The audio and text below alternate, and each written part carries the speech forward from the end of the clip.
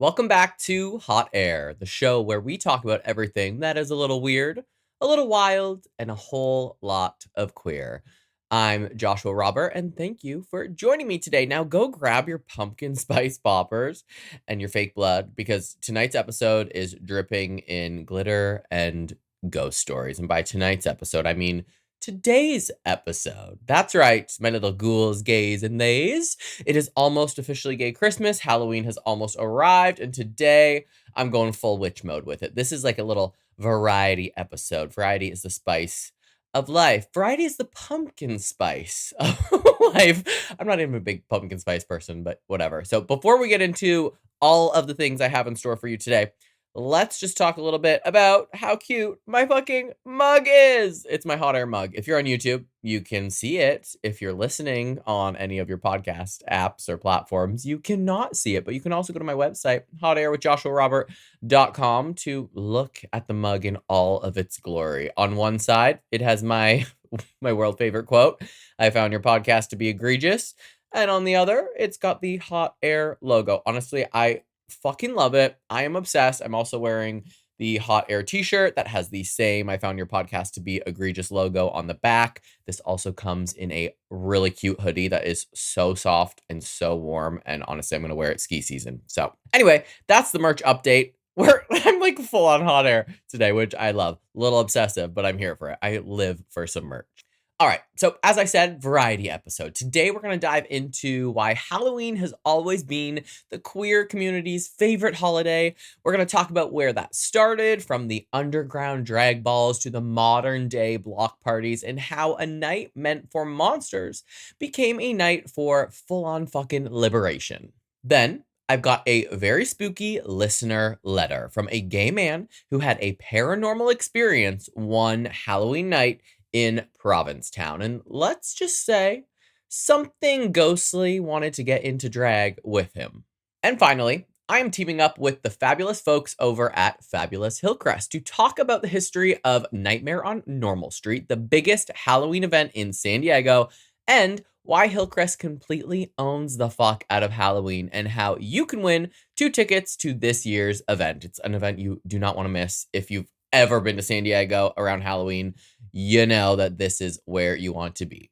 So light your candles, pour yourself a Bloody Mary, and settle in for an episode that's equal parts history lesson, group therapy, haunted gay bar energy, and a fun little giveaway. We're celebrating the freedom, the fear, and the fabulousness that makes Halloween the most queer night of the year. So let's hit it.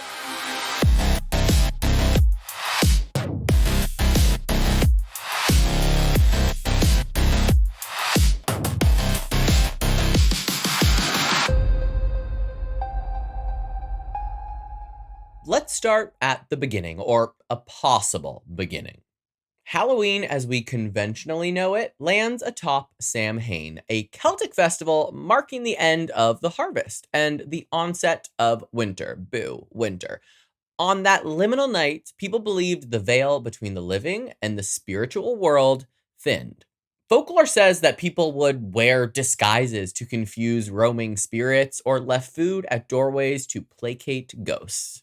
Over centuries, Samhain was overlaid with Christian rituals like All Saints' Day, which is on November 1st, or All Souls' Day, etc., etc. The night before became All Hallows' Eve. In America, with waves of Irish immigrants in the 19th century, those folk traditions came too. Masking, guising, jack-o'-lanterns, trick-or-treating, all of that fun stuff that I just live for. But here is the queer twist. Those ancient elements like masks, disguises, shifting identities resonate deeply with marginalized folks who the rest of the year often can't shed social expectations so readily. And Halloween at its root is about bending reality. So when queer folks encountered Halloween culture in America, there was already a structural invitation. The night belongs to transformation. So, to understand why Halloween became so central to queer life, we have to understand the repression that it responded to.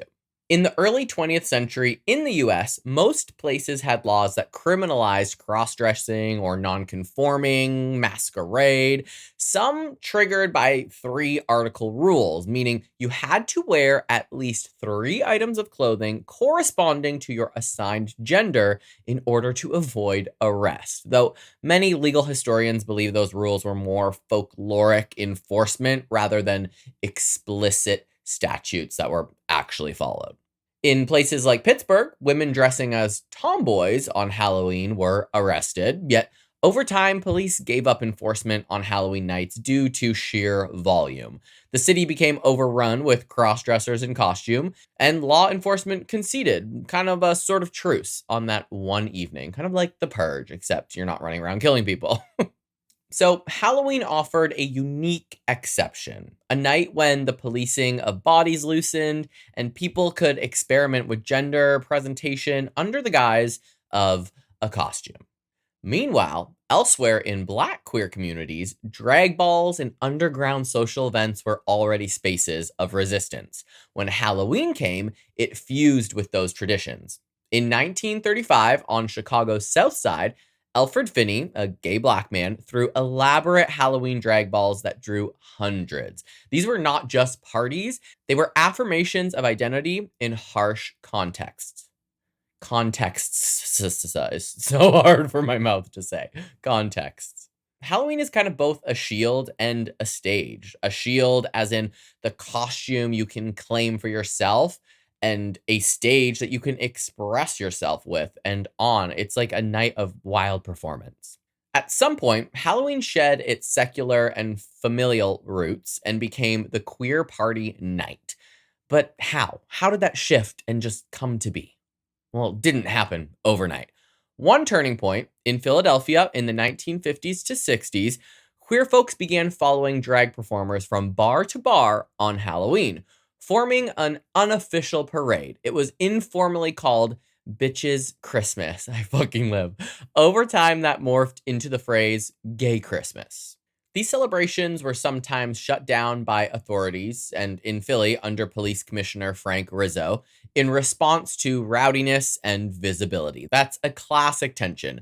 Greater visibility invites celebration and also repression. Meanwhile, NYC's Village Halloween Parade launched in the early 1970s by Ralph Lee, and it became a magnet for queer visibility. Over many years, the parade, already themed with puppets and floats and pageantry, was hijacked, in effect, by queer creativity. The counterculture, the drag, the flamboyance became central to this event. In San Francisco, Halloween in the Castro district became hugely important. As LGBTQ people moved into the Castro in the 1970s, the street event on Polk Street began to swell. By the 1980s, Halloween in the Castro, Santa Monica Boulevard, and West Hollywood, Key West all had Mardi Gras style parties in the streets. And what's important here is not just the scale, but the meaning. Halloween had become a night when queer people could be seen on streets, in public spaces. They could take up volume and be bold. It became a ritual of collective joy, resistance, and reclamation. So let's pause this little history lesson and ask, why does Halloween feel so therapeutic for queer people? And what does it teach us? Here are some very wise therapy lessons that Halloween has to offer. We have a safe exploration of self and of identity. We play on Halloween. It gives us permission to try on different identities, to experiment with appearance, gender, persona in low stakes mode, right? The act of play can be soul healing. So soul healing. There's a ritual of release. We're shedding. The mask, as we know, is a metaphor. Shed your everyday self, your expectations, your fears, your constraints. In a sense, it's a ritual of death and rebirth. You die, your usual armor, who you are during the day in your 9 to 5, and you become someone new, even if it's just for a night. You put on that costume and you can be anyone, whoever the fuck you want to be. You can be it on Halloween. There's a collective affirmation and belonging. When thousands of queer people fill a street in costume, there's a sense of affirmation. You are not alone, and visibility itself becomes a healing act. There's resistance and it feels good. There's subversion and joy. In a world that frequently polices queer existence, simply delighting, being excited, enjoying your queer expression in public is an act of resistance. Just walking down the street on a regular basis with a rainbow watch band is an act of resistance. So Halloween, amplify that by times 1,000. And it's also a rehearsal for integration. The bravery that you lean into for that one night can teach you small steps of boldness the rest of the year. Halloween is like our rehearsal for authenticity, for disruption, and for claiming space. It's kind of like a little practice round, and I love that. I think it's a really cool opportunity to ask yourself, if you don't have a costume yet, what identity, expression, or truth do you wish you could embody more often? If Halloween allowed you to try it on for a night, fully and fiercely, how would that feel? And what small mask could you try in daily life to experiment, even if just privately with parts of yourself? What lessons are you going to take from Halloween this year? And now we're going to go back to a little bit of the history. So, Halloween's meaning over the years had deepened after the 70s, and it darkened a little bit during the AIDS crisis. The flamboyance, the spectacle, the safety of community became loaded with urgency. In New York during the 80s and 90s, the Village Halloween Parade became a site of political performance. Groups like ACT UP, Dykes on Bikes, and Radical Fairies used Halloween processions to stage kiss-ins, to stage protests and remembrance. The parade became not just a party, but a political forum. The visibility of queer life in the face of mass death, an insistence on existence. Copyright that, insistence on existence. I'm sure I didn't make that up. But it was also a night of mourning and memory. Halloween, with its associations to death and the spirit world, felt deeply resonant. As a night to remember those lost, to mark absence, to push back against erasure. So Halloween became both joy and defiance, a night to live loudly and to hold grief in public consciousness. Fast forward to today, Halloween is now a global queer spectacle in many places. It's kind of changed just like Pride changed. Pride started as one thing and now it's kind of become something else. I think it's getting back to its roots, but same with Halloween. We've got the WeHo Halloween Carnival in Los Angeles. It draws tens of thousands annually. I think the last few years they did not do it, but I've been and it is off the wall. Castro Halloween in San Francisco remains iconic. Never been, but perhaps next year. I should add that to my calendar. The Village Halloween Parade in New York City continues as a hybrid public event. Participants don costumes, floats, puppets, often with queer-centered themes. On social media, TikTok and Instagram, queer Halloween aesthetics, gay Halloween, hot gay Halloween are memes, trends, community rituals. Like you could just look up the hashtags and spend years going through all of those posts. In many places around the world, queer Halloween parties or drag events have become staple October events. Because I guess really, Halloween, we're all in drag. And note, in many countries, queer expression is still criminalized. Halloween in those spaces can be even more radical and even more necessary. If Halloween gives us one night of radical license, how do we carry that into daily life? Here are, because I love to give my opinion, some reflections and some suggestions. You can try micro costuming. Stick with me. Small disruptions in your daily image, a bold earring, a color you don't usually wear, a dramatic accessory. Use those as gentle experiments. Ritualization. Create small rituals. Lighting a candle, writing a letter to your other self, journaling in costume. That invites transformation into your regular life. Maybe some community affirmation. Throw a little gathering, even if it's virtually, right? We'll go back to the COVID days. You could throw an event around themes of identity or masks or sharing truth. There's visible acts of truth, speaking your authentic self, sharing your story, taking up space in conversation, in presence. Those are small rebellions. Or maybe restorative reflection. Near Halloween, reflect on what fear you shed, what mask you wore, and what you'd carry forward. Ultimately, Halloween isn't just a fun night, although it's so fucking fun. It's a model of how identity, play, visibility, and transformation can coexist. Whether you're gay, straight, bi, all the things, it shows us how to live bravely. And that is my tour. The first portion, my little tour of Halloween, from Samhain to drag balls to the streets of WeHo, from masks to healing, from oppression to liberation. There is so much history in Halloween.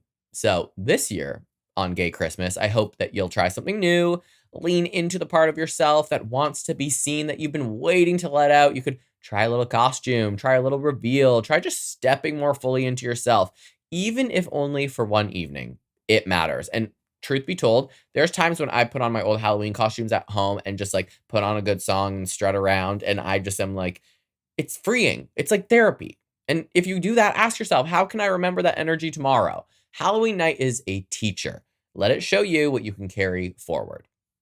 And now we are going to shift gears to a little spooky listener letter that may or may not feature a ghost who really wants to get into drag. This comes from a listener known only as C. And here is what they write. Hey Josh, longtime listener here, and congratulations on 6 months of hot air. Thank you. I wanted to share something that happened to me a few Halloweens ago in Provincetown. I've told a few friends this story, and every time I do, I still get the chills.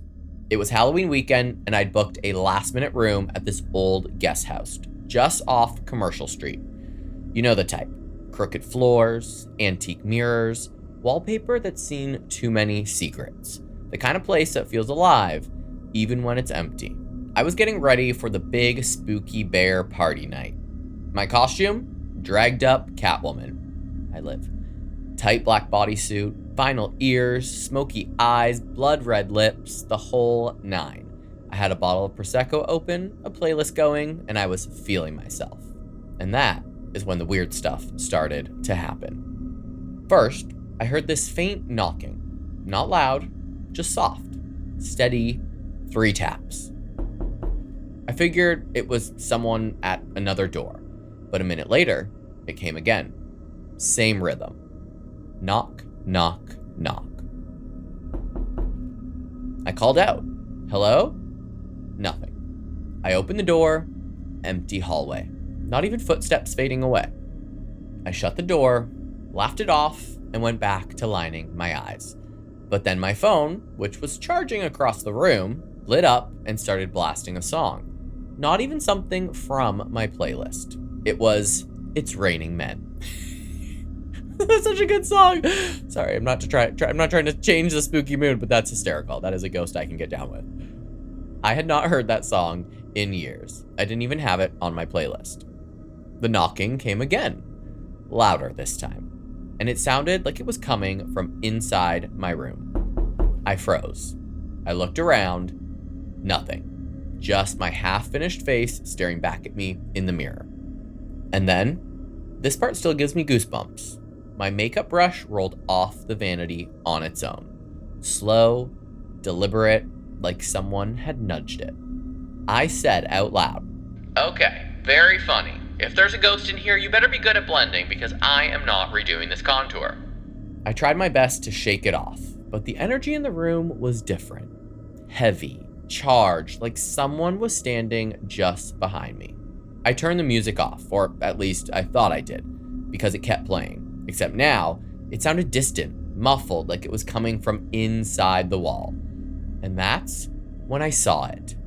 In the mirror, behind me, a faint reflection, a figure, just a shimmer like cigarette smoke in the shape of a person. I couldn't make out a face, but I swear I saw movement. Someone adjusting their hair or adjusting their wig. And right when I blinked, I heard this raspy voice whisper, "You forgot the eyeliner." Oh my god, I'm dead. I hope this is real. I hope this is true. I screamed, grabbed my purse, and ran downstairs in my half-done Catwoman drag, heels clicking like gunshots. The manager looked up and said, completely calm, "Oh, were you in room 7? Apparently, a drag performer had lived in that room years ago during the summer season. A legend named Miss Mirage. She passed away in the room on Halloween night before her show. Every year, they say, she still gets ready for her performance, still tapping on the walls, still trying to get her eyeliner even, I guess." I went back up later because, I needed my keys, and the room was quiet again. My phone was dark, the music was gone. But on the vanity mirror, there was one long streak of black eyeliner drawn across the glass. I slept with the lights on that night. Now, every Halloween, I play It's Raining Men before I go out, just in case she's listening. You know, a little encore for Miss Mirage. From C. Oh my God, that is so good. I love that. I actually have chills because that is just so cute. I want a ghost. I'm going to New Orleans for Halloween, and I booked a hotel that could potentially, well, it looks haunted. On booking.com, it looks haunted. So fingers crossed that happens to me. I would be so happy. I live for a spooky ghost story, and if you've got one, feel free to slide in my DMs on the gram or on TikTok at _hotairpod, or head to my website, hotairwithjoshuarobert.com, and you can submit your spooky story there. I would love to do a few more before spooky season is over. And now we're going to shift gears yet again to our final segment, the giveaway. But before we do that, let's talk a little bit about Halloween in San Diego. This is a very local segment. We will build on this in the future. I think, I'm trying to be involved in the LGBTQ plus community as a whole, and why not start local? So San Diego's got beaches, it's got sunshine, it's got fish tacos, but when it comes to Halloween, nobody does it like Hillcrest. Hillcrest isn't just a neighborhood, it is the designated gayborhood. We're talking over 1,300 small businesses, queer spaces, bars, and community hubs that have been celebrating authenticity for decades. And I have been a Hillcrest local for almost 7 years now. And when Halloween hits, Hillcrest does not just celebrate it, Hillcrest becomes Halloween. Every bar, every restaurant, every block turns into a runway. Costumes, lights, DJs. It's like stepping into a queer fever dream with better lighting and stronger cocktails. It's not just a party, it's visibility, it's community, and pride all rolled into one. Now let's talk about the event that started it all, Nightmare on Normal Street. This iconic Hillcrest tradition first began in 1992 as a community celebration outside the center. The same center that's been a lifeline for San Diego's LGBTQ plus folks for decades. Then, in 2014, the Hillcrest Business Association took over and leveled it up into what it is now, San Diego's largest Halloween block party. We're talking thousands of attendees, decades of queer joy, and now the 33rd year of pure magic. It's not just a party, it's a living, dancing piece of local queer history. Let's talk specifically about this year's Nightmare on Normal Street because it is going to be lit. Of course, it is taking place on Friday, October 31st from 5 p.m. to 11 p.m. right in the heart of Hillcrest. This year, because of the Pride Promenade construction, they're moving the party onto University Avenue between Herbert and Center, right where I live. So I'll be right in the mix of all the action. So basically, right where all the energy lives, right under the Pride flag. The main stage is being presented by Rich's Nightclub, and they're bringing some of San Diego's hottest DJs. And you know what that means. The kind of beats that make your wig spin and your fake lashes sweat off. So make sure you put on some extra glue.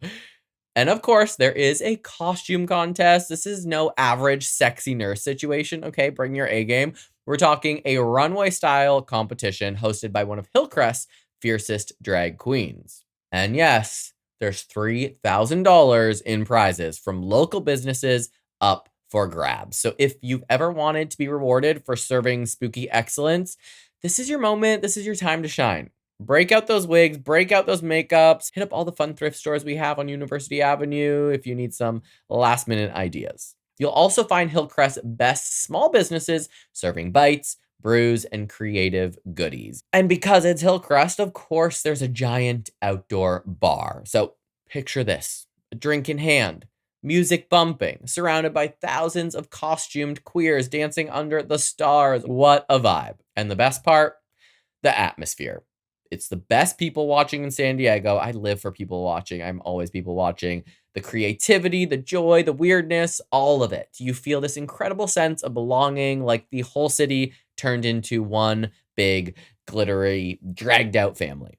Now, Nightmare on Normal Street is just the anchor, because once that party wraps up at 11 p.m., we still have much more to do. The entire neighborhood keeps the energy going. Bars like Rich's, Gossip Grill, Flicks, Number One on 5th, The Rail, Uptown Tavern, and EQ all throw their own Halloween events. You can literally spend the entire weekend in Hillcrest hopping from drag show to dance floor without ever losing the vibe. So if you're in the mix of planning your Halloween weekend currently, don't even think twice about it. Head to fabuloushillcrest.com/Halloween to map out your whole queer Halloween adventure. Look, events like Nightmare on Normal Street aren't just about music and makeup, they are about community. Fabulous Hillcrest's mission is to bring people together through art, music, food, and culture, and to keep Hillcrest thriving as San Diego's LGBTQ plus cultural district. When you show up for Halloween in Hillcrest, you're not just having fun. You're supporting local queer businesses, artists, and history. You're helping make sure that our spaces stay visible, vibrant, and proud. It's joy with a purpose, and that is why I love it. And now, my favorite part, it's giveaway time. Probably the part you've been like, are you going to get to this ever? I partnered with Fabulous Hillcrest, and we are going to give away 2 tickets to Nightmare on Normal Street, and it is very easy to enter. Here is what you have to do. If you are not following me yet on Instagram, follow at _hotairpod. That is step 1. Step number 2, if you're not following Fabulous Hillcrest, follow Fabulous Hillcrest at Fabulous Hillcrest on Instagram. Then comment Hillcrest Halloween and tag your Halloween bestie, the one that you would survive the zombie apocalypse with or a drag show hangover with. Leave that comment on any of the posts relating to the giveaway. And that's it. Easy. We'll announce the winner soon, so get your entries in. So if you've never been to Nightmare on Normal Street, this is your chance to experience the magic. And if you have, you already know that those tickets are worth their weight in glitter. Whether you're a sexy skeleton, a chaotic witch, or a drag Catwoman ghost, Hillcrest is where you belong this Halloween. Thank you to Fabulous Hillcrest for partnering with me and for keeping our queer culture alive and glowing. And I will hopefully see you guys out there on University Avenue doing the damn thing, probably wearing far too much makeup and not enough clothing. And that is it for today's variety episode of Hot Air. So I hope you enjoyed learning a little bit about Halloween and its history and why it is so important for the queer community. That little drag ghost story was so fun. Again, if you have something like that to share, please send it in on my Instagram or the website. And good luck in winning 2 tickets to Nightmare on Normal Street this Halloween here in Hillcrest. So until next time, stay spooky, stay sexy, and remember, the real horror is being a basic bitch on Halloween. So don't do that. And I will see you next Tuesday.